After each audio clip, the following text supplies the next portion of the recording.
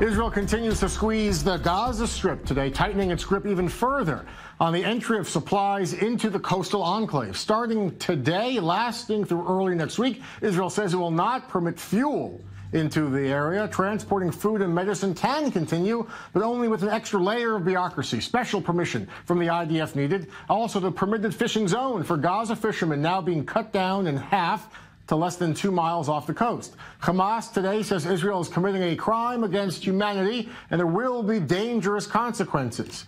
Also happening today, the IDF continues its large-scale war games drill to rehearse an invasion of Gaza. More than 1,000 IDF soldiers have taken part in these 2-day-long simulations that involved ground troops, artillery units, and tanks. Defense Minister Avigdor Lieberman today personally watched the drill, spoke to reporters a short time afterwards. Here's what he had to say about why these exercises are necessary. If we have to go into battle, we can defeat any enemy.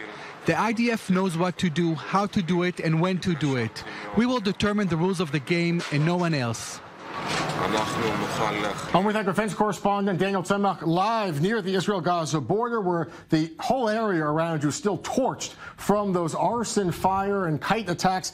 Daniel, Hamas today warns of dangerous consequences. What does that mean exactly? Are they threatening to break the ceasefire, specifically to start launching rockets again?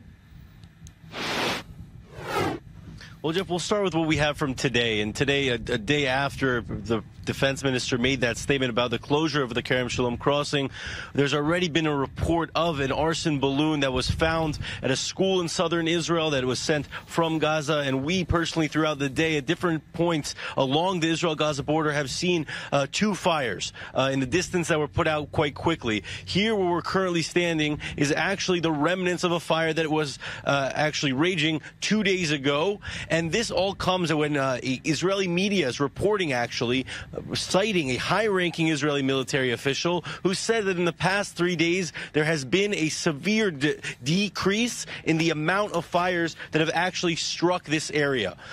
Whether or not that's indeed true, we're going to have to maybe wait another day or two to really see what the tally is. We actually are waiting to hear from the Jewish National Fund, which does keep tallies on how many fires have broken out throughout this region. We can say that it seems like things have slowed down slightly, but it's not done yet. And whether or not Hamas and other entities within Gaza will continue sending these incendiary balloons and kites, we'll have to wait and see to what extent it really is affecting this area, or if indeed there is this severe decrease that was described by a high-ranking military official. What then do we make of the drill that's ongoing today, this very large-scale military rehearsal in case there's a ground war? Could there be, in fact, a ground war over these kites, these balloons?